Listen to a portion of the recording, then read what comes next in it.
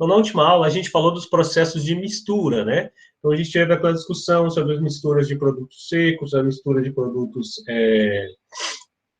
líquidos, a mistura de diversos tipos de produtos. E aí, desculpa, a gente terminou, né, no final, falando, né, sobre os processos de mistura de líquidos, né, no final da aula, tá?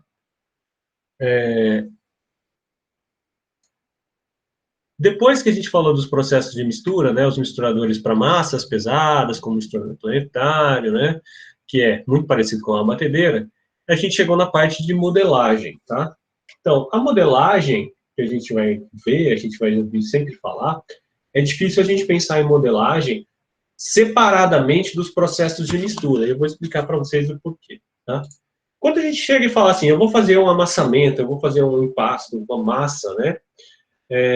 Normalmente essa massa tem características, desculpa, que são compatíveis, tá? Com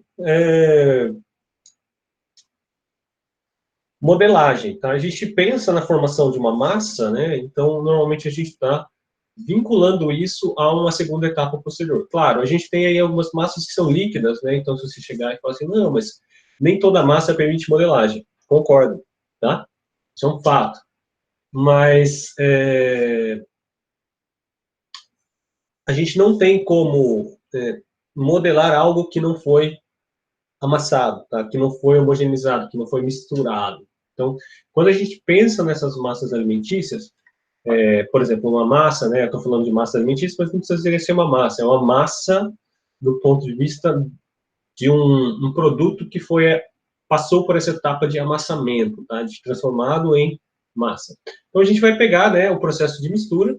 Também a gente considera o processo de modelagem como uma operação unitária, e ela vai ter o objetivo, né, de dar forma e dar dimensão.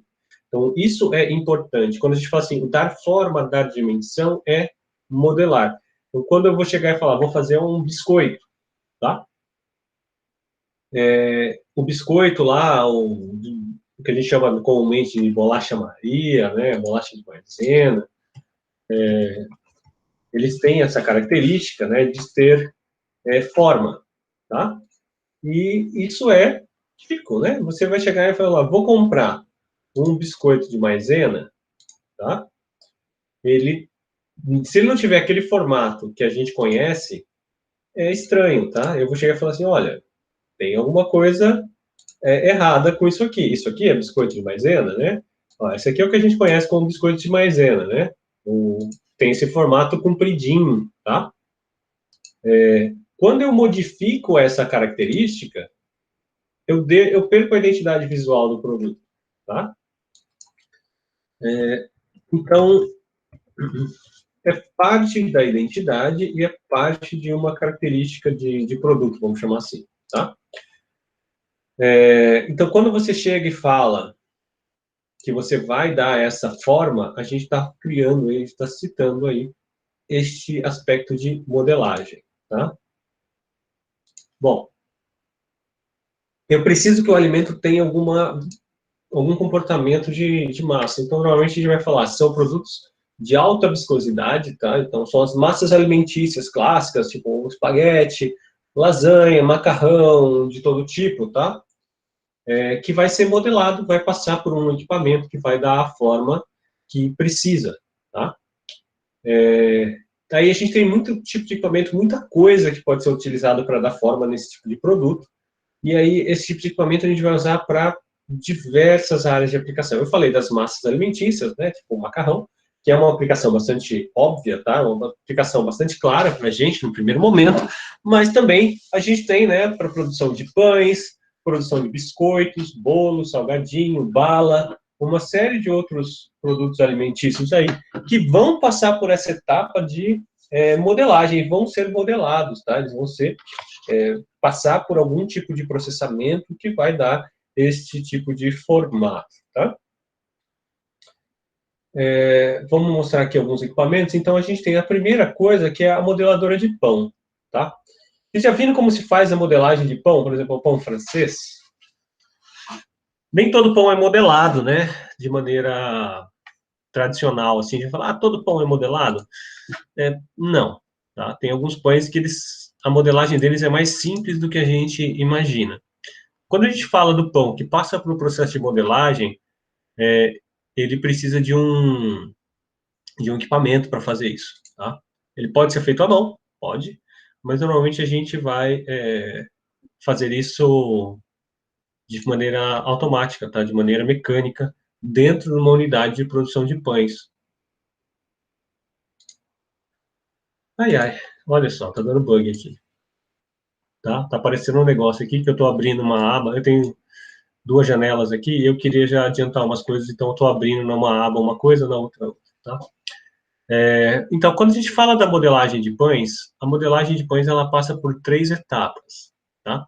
Então, a etapa de laminação do pão. Quem já fez pão em casa? Quem já fez pão em casa já viu, né, que o pão ele passa, né, por um primeiro crescimento, tá? Em seguida ele passa por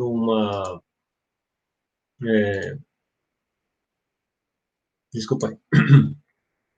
Depois ele vai passar por um amassamento, tá? Que vai dar essa laminação que a gente chama, a gente vai abrir, né, o pão, vai dar aquela característica de achatar a massa, né? Novamente. Olha que bacana, hein? A produção de pão em padaria, né, ela é muito interessante. Eu gosto de trabalhos em padaria, né? Eu não sei se eu comentei com vocês, eu já devo ter comentado algumas vezes, mas não necessariamente com toda a informação, mas eu passei 1 ano e meio trabalhando em empresa de panificação, tá? Então, eu tenho alguma vivência com pães, com produtos de panificação, e especialmente aí a gente vê com o processo de modelagem de pães também, tá? Mas o que eu queria dizer para vocês é que o processo de modelagem de pães, ele tem uma característica muito própria. Então, o pão, ele vai cresce, né? Você tem a característica da massa bem desenvolvida, ela vai crescer, você achata o pão, você enrola depois o pão, tá? Então, nem todo pão vai ser feito da mesma maneira, como eu estava falando para vocês, mas o pão enrolado normal, tipo um pão francês, ele é um pão enrolado. Você tem o baguete, o pão de forma, são todos pães que são enrolados, tá? Você tem os pães que são boleados, como, por exemplo, um pão de cachorro-quente, um sonho, alguma coisa assim, é um pão que é boleado, ele é formado, ele é conformado como uma esfera, tá? O processo é um pouquinho diferente. Esse equipamento é uma modeladora de pão clássica, que a gente vai chamar assim. Na padaria tem uma dessa, tá? Se não é da Venância, é de outra marca aí. Esse equipamento é bastante interessante porque ele trabalha de uma maneira com cilindros de feltro, tá? Deixa eu ver aqui, tem uma pergunta. Não, primeiro a gente faz a laminação, a gente espreme o pão, a gente esmaga o pão, faz uma lâmina, abre a massa de novo, tá? Então, o pão, ele normalmente trabalha com 2 crescimentos, às vezes um pouco. Às vezes ele pode ter um descanso, um crescimento, ou aí a modelagem outro crescimento, tá? É o processo tradicional. Então, quando a gente pega o pão e faz o primeiro amassamento, e deixa a massa crescer, deixa a massa descansando, a gente colocou um monte de trabalho mecânico na massa, tá? Na mistura. Então, você precisa dar um tempo para toda essa energia se dissipar dentro da massa. Então, você deixa a massa descansar. Depois desse descanso, a gente deixa a massa crescer mesmo, tá? A massa vai crescer nesse primeiro crescimento, para dar sabor, desenvolver o volume e tudo mais. E aí você vai pegar essa massa, vai dividir, e depois de dividi-la, você vai dar um segundo crescimento, tá? Aí que entra, você vai pegar essa massa, você vai laminar e depois enrolar. Esse tipo de equipamento, ele faz tudo meio junto, tá? Você pode colocar as bolinhas de massa aí, se elas são uniformes, ela vai dar uma achatada e depois vai enrolar os pães, tá? Eu vou mostrar para vocês 2 tipos de equipamento que trabalham com esse tipo de modelagem, tá? A primeira delas é um equipamento que faz bolinhas, é uma boleadeira de pão.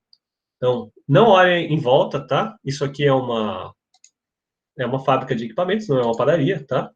Então, lá da China, como vocês podem ver, tudo vem da China hoje, até as máquinas de pão. E aqui você tem, né, uma um ajuste do tamanho da bola de massa que vai entrar. Então, ele vai ter aqui as bolinhas, a massa, né, que está montada, tá? Você tem uma faca rotatória ali, né, uma lâmina que gira, tá? E a massa vai entrar ali, tá? Então, ele coloca a massa no alimentador, o alimentador vai levar a massa ali para frente, ó. Tem uma faquinha que corta a massa, tá? No tamanho que se espera que ela tenha. Então, você vai ajustar a velocidade da faca, né, para conseguir o tamanho desejado. E aqui você tem uma peça que gira, que vai pegar as bolinhas de massa, que aí no caso já estão até com o formato mais ou menos de bolinha mesmo, tá? E vai fazer o bolhamento, vai transformar a massa em bolinhas mesmo, assim, deixá-las com formatos esféricos, tá? É como se fosse aqui uma espiral, tá? E o fundo dessa espiral é um material que tem uma certa aderência à massa. Então, normalmente é um tecido, como um feltro, tá? Parece um carpetinho. E aí, com isso, você faz a massa aderir e no que ela vai girando, ela vai em contato com a parede, fazendo transformando essa massa numa esfera, tá? Então tem esse efeito aí de transformar a massa em esferinhas, ok? Então esse aqui é o primeiro tipo de boleadeira que a gente vai ver por aí, tá? Fazer bolinhas de massa. O segundo tipo de equipamento, ele já é um equipamento muito mais bem desenvolvido, tá? Que é uma modeladeira automática de pão que trabalha com o pão enrolado, tá? Então, essa aqui é uma máquina desculpa, coceira, de fazer pão enrolado, tá? Não é boleado. Então, você vai ver, você coloca a massa, né, dentro do equipamento ali, está alimentando a massa, dentro do sistema. Ela pode ser alimentada por uma esteira, aí depende de como é feito a alimentação, aí é outra parte do processo, tá? Então, essa massa está sendo, então, primeiramente laminada, tá? Vai ser cortada, o tamanho adequado, tá? É bonitinho isso, né? No segundo momento, então, ela passa pelos cilindros de laminação, então ela passa nesse cilindro onde ela vai ser laminada, tá? Aqui você vai fazer e posteriormente, né, esse rolo que a gente vê girando aqui em cima, ó, esse rolo aqui, na verdade a massa passa entre dois rolos que têm velocidades diferentes e aí, desculpa, transporta o pão ao mesmo tempo que enrola. Então, você consegue,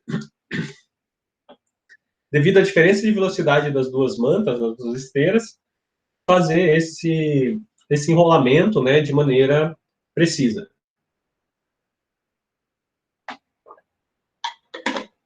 E aí eles são colocados nessas meia cana, né, que é esse tipo de bandeja de qualificação, tá? Perfuradinha, e vai para o crescimento, tá? Então aí ele está alimentando, né, o sistema com uma série de bandejas, porque é uma máquina automática, que vai alimentar essas bandejas com os pães. Tá? E aí ele está com essa configuração, a Bananini, isso é uma configuração de tamanho de pão que eles estão usando lá, eu não sei, essa língua que eles usam aí, acho que é romeno, tá? Então deve ser, ó. E aí ele vai organizando, né, todo o sistema ali, ó, colocando os pãezinhos no lugar certo. Tem uma luvinha ali e você vê que todo esse material é um material com uma certa aderência, assim, tipo um feltro, um material, é, como é que eu posso achar a palavra? Um material que tem textura, tá? É um tecido texturizado. De novo, ele vai alimentar a massa, né? A massa vai ser cortada por esses cilindros aí e dimensionada, né? Colocada no tamanho certo, tá? Aí ela vai para a etapa de modelagem. Ela não está passando no cilindro agora, tá? Aquele primeiro cilindro está passando aí no outro cilindro, que é outra calibração, outra medida. E são pães mais compridos aí, tá?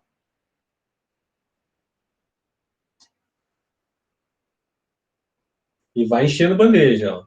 Saindo bandeja de pão. Esses pães vão para uma câmara de fermentação, né? E para o assamento posterior, tá?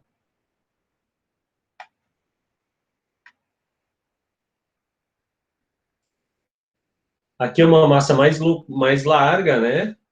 Então ela não foi dividida. E aí você vai ter um pão depois mais comprido. Então tudo isso está relacionado ao tamanho que você vai ter do pão no final. Então ele entra no cilindro, é achatado e já na sequência, ó, ele já sai modelado na parte de baixo ali, tá? E aí ele é ordenado e colocado sobre as bandejas, onde eles vão ser fermentados e posteriormente assados. É a mesma bandeja, tá? Sim, eles já passaram pelo primeiro crescimento, tá? A massa passa por esse primeiro crescimento, ela é modelada e aí tem um segundo crescimento, tá? É assim que normalmente se faz. A gente tem, né, alguns processos que são um pouco diferentes, quando a gente fala, por exemplo, de processo, não sei se vocês já viram pães de fermentação natural, né, ou já ouviram falar nesse termo, pão de levain, normalmente as fermentações são muito mais longas, tá? E aí eles são pães que têm muito uma hidratação muito maior, é um pouco mais difícil de modelar. Mas essa é a ideia, e você vê que o equipamento faz desde pães muito pequenos, né, pães pequenininhos, até pães grandes, tá? Então, isso aí vai depender do como você configurou a sua massa para ser cortada. Então, aí você tem 6 fileiras de massa, ou você podia trabalhar ali com 4, com 3, e os pães aí vão ter tamanhos diferentes, né? Dependendo aí da configuração do corte da massa. Tá? Então, aqui está cortadinho, em quadradinhos, né? É bem... E você tem alguns pães que não são modelados com laminação, tá? Você tem pães que são trabalhados como quadradinhos, assim, por exemplo, uma ciabatta, tá? Uma ciabatta, ela tem um formato de massa cortada só, tá? Ela não é enrolada. Então aqui acho que é isso que eles estão fazendo, eles estão colocando essa massa, né, no formato de quadradinhos, que dá para você fazer, né, também algum outro formato, uma bisnaguinha, alguma coisa assim. Mas as bisnaguinhas normalmente são massa enrolada, tá? Dá para você fazer elas com massa enrolada. Então isso aí é uma modeladora de pão clássica que a gente tem, tá? É um sistema que vai trabalhar com corte e laminação seguida de enrolamento da massa, tá? Então funciona de maneira muito boa, funciona bem para massas de panificação, mas o que eu estou falando para vocês, dependendo de pão, ele pode ou não permitir a modelagem. Alguns pães são muito moles, tá? Uma massa muito líquida. Mas deixa lá para a disciplina de panificação para vocês verem isso com mais profundidade. A gente tem as modeladoras para tortas e biscoitos, então você pensa ali, por exemplo, um biscoito, né? O biscoito ele tem uma massa com uma característica diferente dos pães, tá? Então, a massa de biscoitos tem uma, uma elasticidade, tá? Diferente. Então, a gente fala que as farinhas de trigo, né, os produtos de panificação, eles trabalham com elasticidade e extensibilidade, tá? São as características geológicas mais importantes aí para produtos de panificação. Então, as farinhas de pão que a gente usa, elas têm bons resultados para extensibilidade, tá?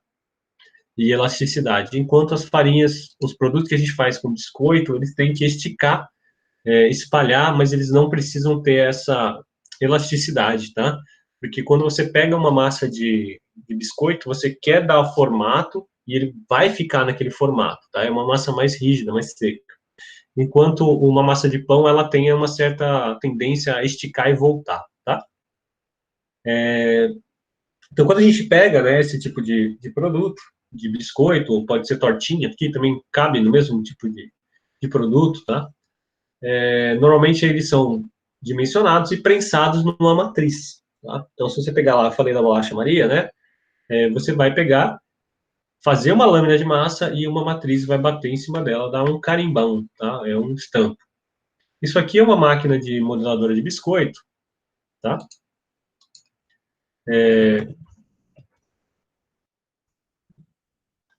E cada um tem um tipo de perfil, assim, tá? Então, aqui no caso, essa é uma modeladora para quadradinhos, tá? A massa vai passar ali e vai ser prensada em, em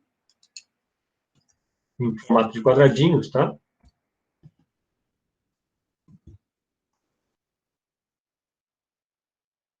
E aí a gente tem o tipo de equipamento que a gente pode usar também, tá? Então, esse tipo de equipamento aqui, ó, é uma máquina para cortar bolacha, tá? Ela funciona... Não, o biscoito ele vai ser assado, né? Então, o processo de assamento que vai dar essa característica de massa mais crocante, tá? Tem as características da massa, como que ela é feita, tá? Mas também o processo de assamento. O biscoito, normalmente, ele sai do forno, ele não é crocante, né? Ele passa por um... na hora que ele resfria, ele vai perder um pouco mais de água, tá? E aí você tem o biscoito crocante. Tá? Como vocês veem aqui, é uma máquina relativamente rápida. Ela tem aqui um carimbo, né? Um estampo, tá? E a massa vai passando e o biscoito vai saindo embaixo, tá? Então, ali você tem vários... ela não está muito bem ajustada, mas você tem aí um retalho de massa saindo do outro lado, tá? Então, aí funciona dessa maneira, tá? E você pode, fazendo diferentes tipos de ajuste no equipamento, conseguir aí uma característica diferente, tá? Do jeito que você precisar. Você pode ajustar o formato, você pode fazer lá de diversos tipos de produto, assim, diversos tipos de carinhas que você pode fazer, tá? Eu estou procurando aqui, porque eu tinha uma foto em algum lugar de um carimbo desse de bolacha Maria. Eu usei para fazer uma parte do meu mestrado, eu fiz um, eu fiz um biscoito, tá? Para testar uma formulação. E aí eu usei, era um biscoito Maria, eu usei um carimbo. Mas eu não estou achando a foto que eu tinha desse carimbo em algum lugar, tá? Mas para vocês terem uma ideia de como isso é, eu achei uma foto aqui na internet, depois eu mostro para vocês de alguns carimbos de biscoito que a gente tem por aí, tá? Eu não sei, é um clichê, né? Uma coisa que a gente usa ali para bater e fazer a marca no produto como um todo, tá? Tá bem organizadinho aí a unidade do cara, né? Então, ali você vai ver como que você vai fazer isso. Então, ele pegou a massa, fez a modelagem, tá? E ele vai mostrar um pouquinho as partes do equipamento ali pra gente, tá?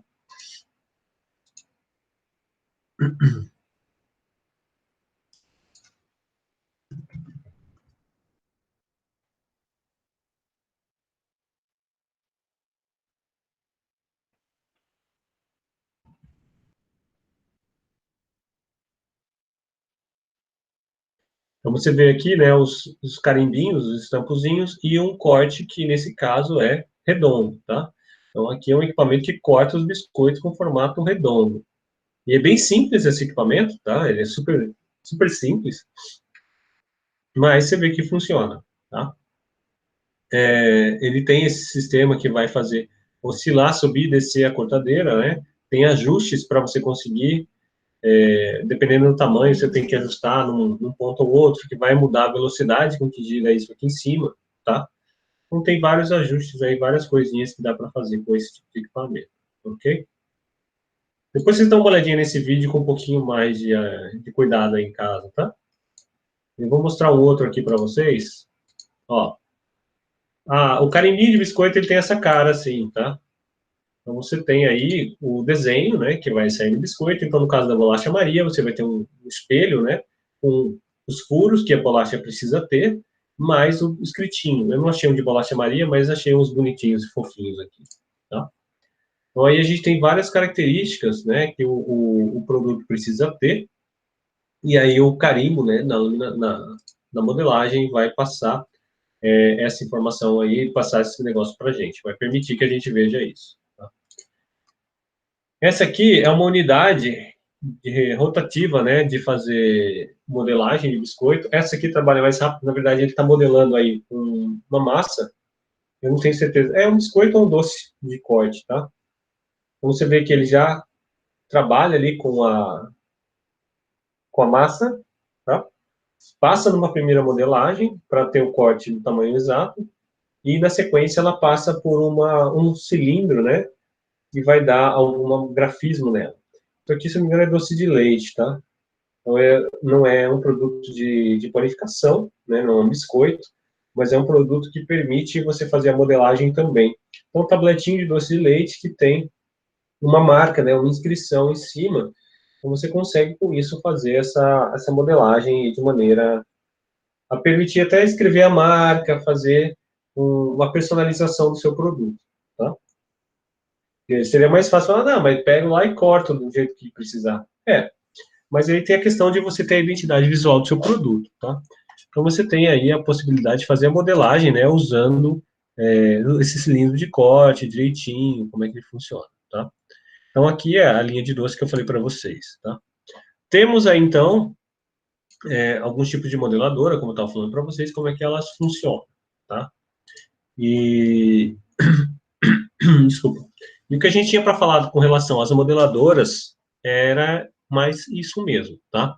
Não tem muito segredo quando a gente pensa aí nos equipamentos de modelagem, porque elas vão trabalhar com compressão, né? Você vai comprimir o material sobre um clichê, uma coisa que você conhece, tá? E também, ao mesmo tempo, desculpa, você tem a possibilidade de trabalhar com laminação, tá? O que falta eu colocar aqui a discussão para vocês, e eu queria fazer essa discussão, eu sempre falo que eu preciso colocar isso na discussão, eu nunca coloco, tá? Desculpem aí. É uma questão sobre extrusão, tá? Já ouviram falar em extrusão? A gente tem, né, as extrusoras, e entre as extrusoras a gente tem as extrusoras que a gente chama de extrusoras convencionais, tá? Eu vou colocar aqui para a gente fazer essa discussão. Vou colocar uma página nova aqui. Opa. Sim. Adicionar uma página, tá? A extrusão, né, é um equipamento, a extrusora, vou colocar aqui uma página em branco para a gente ter. Cadê a minha página? Não. Ah,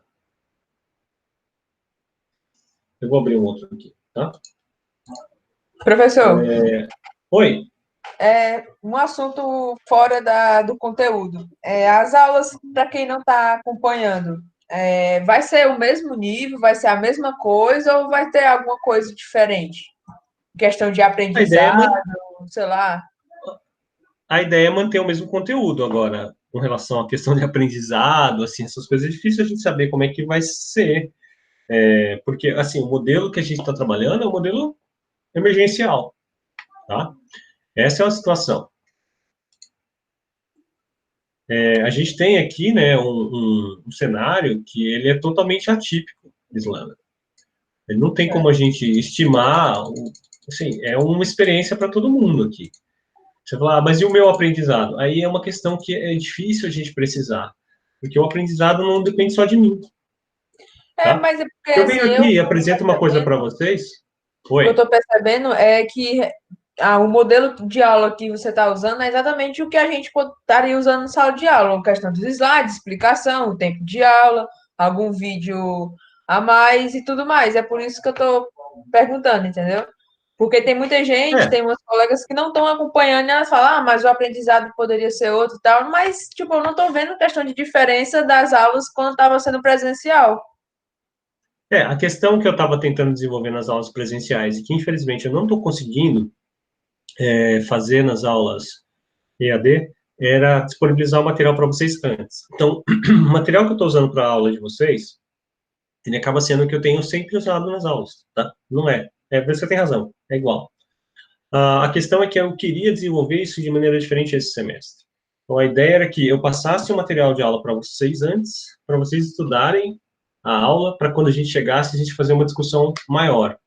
Só que com o modelo que eu estou trabalhando em casa, né, tem uma série de outras atribuições que a gente acaba tendo que desenvolver. Então, por exemplo, eu tenho um filho em idade escolar, eu acabo acompanhando toda a atividade que ele faz em sala de aula, eu tenho que revezar com a minha esposa nesses horários, a minha esposa está no home office, então eu não consigo ter a dedicação de carga horária que eu tinha dentro da universidade. Sendo bastante sincero, não dá, é impossível, tá?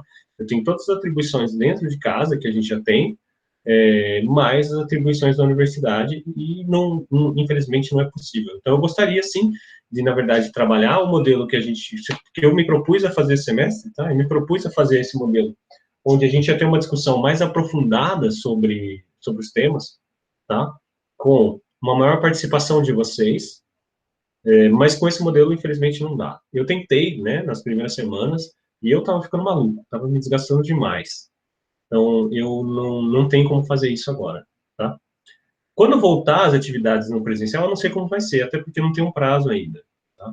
Mas a ideia era que eu tentasse fazer da mesma maneira que foi proposto no começo do semestre. De novo, eu não sei se isso vai ser possível, tá? Porque as coisas saíram do controle. Eu tinha um plano que não vai ser seguido exatamente do jeito, E as tá? pessoas que não estão acompanhando e não vão fazer a prova, como é que vai ficar? Vai ter que ter reposição, eu vou ter que dar aula e pronto. Ah, tá bom. Valeu, professor. Agora, como que vai ser essa aula, eu também não sei. Porque nesse momento, ó, o que que a gente vê? Eu estou sendo bastante sincero.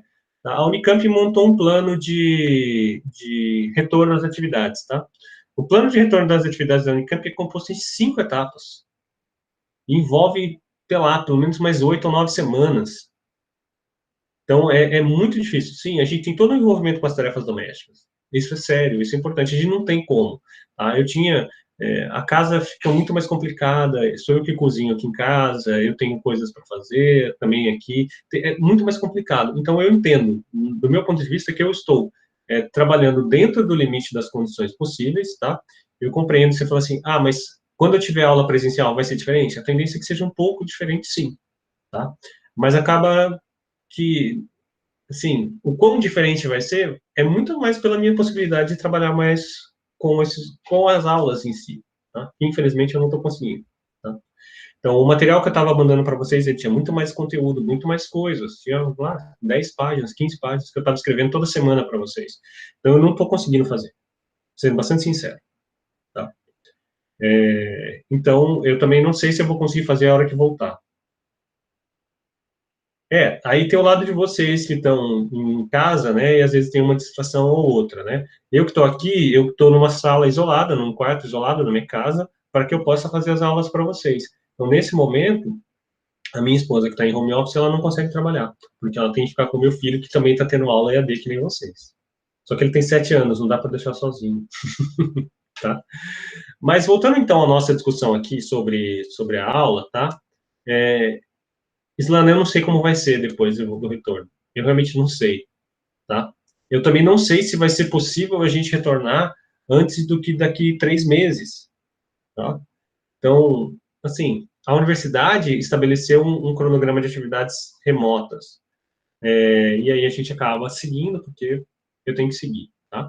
Mas eu concordo que o ideal seria ter uma decisão única, né? E a gente não vê isso. Então, a gente tem aí diversas coisas acontecendo em diversos centros, tá? Mas vamos voltar aqui um pouquinho para a nossa aula. O que a Andressa perguntou. Naquela modeladeira que corta a massa e sobra aquele rolo furadinho, sim, a massa vai ser amassada de novo e vai para voltar lá para o começo para ser cortada de novo como biscoito, tá? Você pode reprocessar essa massa sem muito problema. No caso da massa de biscoito, massa de pão, ela permite algum retrabalho. Não são todos os produtos alimentícios que permitem, mas esse tipo de produto modelado permite que a gente faça isso sim. Então, com isso, você reduz, né, o risco de perda de material, tá? Eu vou voltar aqui um pouquinho, que eu queria mostrar para vocês a questão que eu estou falando da extrusora, tá? Pronto, vamos lá, para a aula da tela que eu estou mostrando para vocês. Opa, vamos lá. Uma extrusora é, por definição, tá, um equipamento que o que ele faz? Ele... Tá? Uma extrusora, ela é um equipamento que faz modelagem, tá? Mas não simplesmente assim. Então, quando a gente vai encontrar uma extrusora, a gente vai ver alguma explicação, você vê extrusoras de plásticos, extrusoras de massas alimentícias, extrusoras para filmes, tá? Uma extrusora, ela passa por uma rosca sem fim, tá? Então, é uma unidade que tem uma rosca sem fim e uma matriz. Simples desse tanto. Então, você tem um equipamento que ele é composto, né, de um cilindro, tá? Eu devo ter um cilindro, tá? E na ponta desse cilindro, você tem um furo pequeno, tá? Eu vou colocar algumas fotos de extrusores que a gente tem aqui, tá? Para vocês verem como que isso funciona, tá? Então, a extrusora vai ser usada, por exemplo, para produção de perfil de alumínio, para todo tipo de equipamento, aí, todo tipo de produto que a gente possa imaginar, tá? Então, elas têm aplicações diversas, tá? Então, isso aqui, ó, é uma extrusora, tá? Então, você vê, ela tem um motor, tá? Dentro desse cilindro aqui, ó, você tem uma rosca sem fim e uma alimentadora, tá? Então, essa unidade, o que vai acontecer? Ele vai receber a matéria-prima, vai passar por essa unidade que a comprime, e cada uma dessas unidades aqui, ó, tem condições de temperatura diferentes. Então, essa extrusora tem 4 setores com temperaturas diferentes. Então, ela pode ser uma extrusora para plástico, ela pode ser uma extrusora para alimentos, mas ela é uma extrusora que trabalha aí com diferentes temperaturas, tá? Então, você vai ter aqui, ó, 4 seções, tá? Com temperaturas distintas. Aqui tem um painel com o controle de cada uma das seções, tá? E aqui na ponta, né, você tem uma matriz, uma trefila que a gente chama, tá? Então, isso aqui é uma extrusora clássica, mas ela tem diversos tipos de equipamento. Na verdade, são dois, tá? Que a gente pode ter, que a gente vai chamar de extrusora convencional, tá? E uma que a gente chama de extrusora, né? Opa, termoplástica, tá? Então, a gente tem a extrusão convencional, que é o que a gente usa para fazer, por exemplo, um macarrão, tá? Vocês já viram como é que se faz uma massa alimentícia, um macarrão, um espaguete, por exemplo? Tá? Então, você tem um equipamento que ele tem uma rosca, tá? E essa rosca vai comprimir a massa, né, por uma matriz, tá? Essa matriz, ela vai, então, tá? Cortar a massa no formato que a gente precisa, tá? Isso aqui é uma massa, um equipamento, uma massadeira, tá? Ela tem uma boa capacidade, tá? Um equipamento desse, você consegue ganhar dinheiro com isso aí, viu? É um equipamento bastante versátil. Ele tem aí uma boa capacidade de produção. Esse é um equipamento que é uma pastaia, tá? Pastaia é o nome que se dá para essas máquinas de empasto. Você vê que é um misturador do tipo com vareta, tá? Tem uma varetinha ali. Então, colocou os líquidos que ele está colocando, tá? E aí você tem essa matriz que vai dar forma na massa, tá? Então, vai empurrar a massa por essa matriz, e aí você tem um corte que vai ser feito posteriormente, tá? Essa aqui produz 5 a 9 kg por hora, aqui faz fuzile, né, macarrão com formato de parafuso, faz penne, faz uma série aí de equipamentos, de massas, tá? Isso aqui é o que a gente chama de extrusão convencional, né, que eu estou falando para vocês. Porque você vai pegar e trabalhar com esse tipo de produto, tá? Sem que ele sofra modificações dentro da extrusora, tá? Então, a massa que sai, ela é igual à massa que terminou de ser amassada. Então, você vai colocar os ingredientes, vai fazer o amassamento, tá? Ela tem essa cuba que é uma masseira, tá? Caso ele está fazendo uma massa com ovos, vai fazer a massa, e o que sai é exatamente igual, né? O que entrou, tá? No equipamento. Então, adicionando uma água, fazer a massa, é uma massa mais pesada, né? Um macarrão aí, tá? E aí você vê a matriz, né? A trefilazinha, tá? Quando a gente vê uma massa longa assim, ó, espaguete, talharim, são normalmente feitos com esse tipo de equipamento. Aí você vai encontrar algumas massas que vão dizer lá que são feitas em trefila de bronze e várias coisas. Oi? Então, você poderia ter uma extrusora termoplástica, ela faz cozimento da massa, tá? E essa é a diferença numa extrusora convencional com uma extrusora termoplástica. E é o que a gente vai falar daqui a pouquinho. Então, esse tipo de equipamento aqui, ó, é o que a gente chama de extrusora. Ela somente dá formato, tá? Ela só faz esse trabalho. É um tipo de modeladora no conceito padrão de modelagem, tá? A matriz aqui, como é que ela é, tá? Enquanto a gente pensa numa extrusão termoplástica, ela usa, além... tem uma faca rotatória automática aqui. Além do produto em si, né, que a gente tem o... Desculpa. Além do formato, tá? Ela dá formato ao mesmo tempo que cozinha. Então, um produto clássico que a gente tem de extrusoras termoplásticas é um salgadinho, tipo é uma chips aí, né? Os chilitos, esses salgadinhos expandidos. Porque você tem um aquecimento da massa, então entra uma massa de amido, de farinha de trigo, farinha de milho, o que quer que seja, tá? E aqui está fazendo uma massa recheada. E uma vez que você entra com a massa ali na extrusora termoplástica, a gente vai ver daqui a pouquinho, eu vou falar melhor para vocês, tá? Bom, eu vou parar esse aqui e vamos voltar um pouquinho para a gente falar da termoplástica, tá? Então, a extrusão convencional, ela tem um único papel, tá? A extrusão convencional,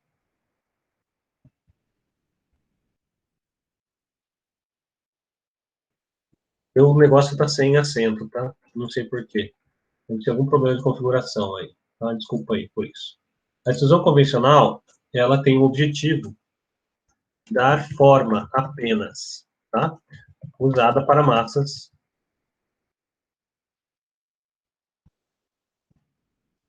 alimentícias. Vou colocar entre parênteses para ficar mais claro para vocês, macarrão, tá? E a extrusão termoplástica, tá? Ela vai ter o objetivo, tá? Vou colocar a extrusão termoplástica.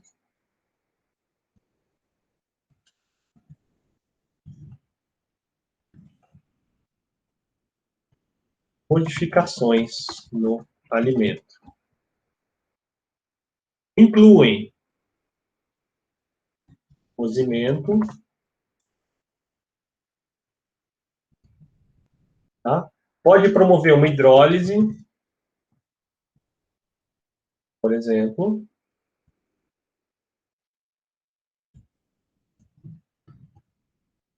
ou expansão, tá? Então, então, quando a gente pega assim uma extrusora termoplástica, né, a gente tem ali um produto que vai, além de passar por essa conformação, ela está passando por um processo de, como eu disse para vocês, de aquecimento, tá? Então, este aquecimento vai fazer com que o produto se modifique, tá? O que acontece quando a gente tem um salgadinho, tipo é uma chips da vida, então imagina que a massa está entrando aqui, né? A mistura de farinha com água e uma série de outros ingredientes que são usados para fazer o salgadinho, mas é essencialmente farinha com água, tá? A rosca tem um passo variável, tá? Que vai se tornando mais comprimida, vai se tornando menor, o que faz com que a pressão aumente aqui dentro. Então você tem uma etapa que vai ter essa mistura, tá? Vai misturar tudo, vai começar a comprimir, aí você tem o aquecimento, tá? Aqui é uma unidade de aquecimento, você tem uma compressão seguida de aquecimento promovido pelo trabalho mecânico, tá? E ao mesmo tempo um aquecimento pela resistência mecânica, tá? E no final aqui você tem uma saída que é a matriz. No caso aqui é uma extrusora termoplástica, tá? Para plástico, mas o princípio é o mesmo, tá? Então aí você tem um tubo de PVC saindo, tubo de plástico. Mas a ideia é exatamente a mesma. Então, quando você tiver esse material saindo na outra ponta, tá? Pode ser um alimento, pode ser um produto plástico, a ideia, o princípio é o mesmo, tá? Não muda. É que exista a manutenção desse formato, tá? Só que aqui, existe, no caso dos alimentos, em vez de uma fusão aqui, uma plastificação, a gente vai ter uma mistura e um cozimento.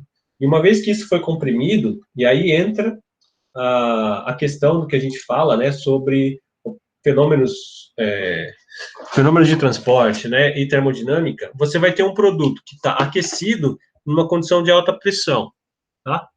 Então, você comprimiu o material e transformou ele num produto que está em alta temperatura.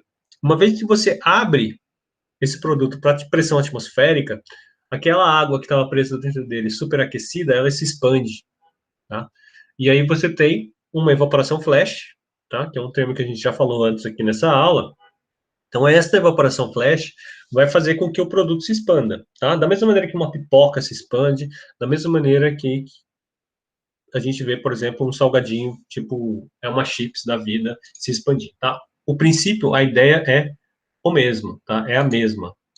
Então, aí a gente tem esse efeito sendo da mesma maneira, assim, sendo bastante claro, tá? Entenderam? Então, aí a gente tem a extrusora convencional, que dá forma, por exemplo, uma massa alimentícia, seja ela uma massa longa, seja uma massa larga, tipo, uma lasanha hoje, você vai pensar em produção de lasanha, que seria uma massa tradicionalmente laminada, tá? Seria uma máquina, uma massa comprimida por cilindro, hoje ela é feita por extrusão. Aí é muito mais fácil você trabalhar com extrusão, mesmo para massa chata, mesmo uma massa plana, tá?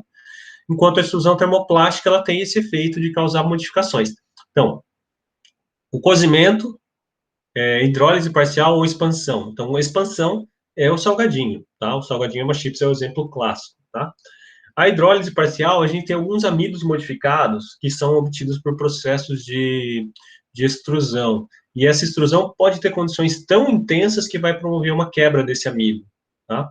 Então, é um uso bem específico para fazer hidrólise parcial desses amidos. E o cozimento, acho que é o exemplo mais clássico que a gente vai ter aí. Então, você vai ter, por exemplo, um exemplo que é o que a gente chama de amido pré-gelatinizado, tá? Então, você vai pegar lá um produto que ele é um oriundo de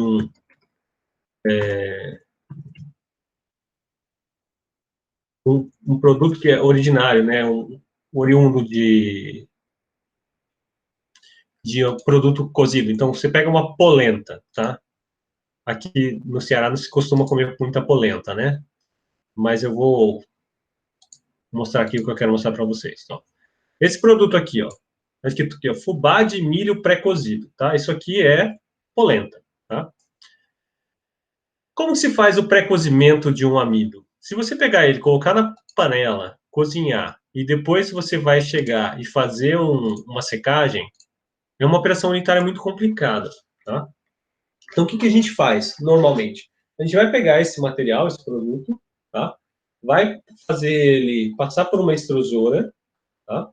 A extrusora, ela vai fazer o aquecimento, vai fazer tudo direitinho, do jeito que a gente espera, tá? Uma extrusão termoplástica. E uma vez que ele sai dessa extrusão termoplástica, ele vai sair, por exemplo, em bolinhas, tipo um salgadinho, uma chips, tá? E a gente vai lá e moe, e faz uma farinha de novo, tá? Então, você tem aí, no caso dos amidos pré-gelatinizados, essencialmente esse tipo de aplicação. Então, vale para o amido de milho pré-gelatinizado, vale para o fubá pré-gelatinizado, que não é exatamente o amido só, né? É uma farinha de milho. Então, você consegue isso de diversas maneiras, tá? Então, aí você tem vários efeitos interessantes que você consegue fazer com um equipamento, com uma extrusora. Entenderam? Tá? Então, aí a gente tem esses tipos de equipamentos, tá? Que vão ser utilizados, né? Para fazer a produção desses tipos esses processos de modelagem. Ok, pessoal? Pessoal, eu vou mandar as mensagens todas que eu falei com relação às provas, tá? Isso é importante. De novo, eu não... A ideia não é causar dano a ninguém, tá? É que vocês possam continuar a atividade, e principalmente porque a gente tem um cenário que não tende a se normalizar num período de tempo relativamente curto, tá? Eu estou bem pessimista com relação ao andamento das atividades para a gente voltar àquele estado de normalidade, tá? Eu acho que vai ser bem difícil, vai demorar um bom tempo. Então, não sei exatamente como que a universidade vai lidar com essa situação dos alunos que não têm acesso, tá?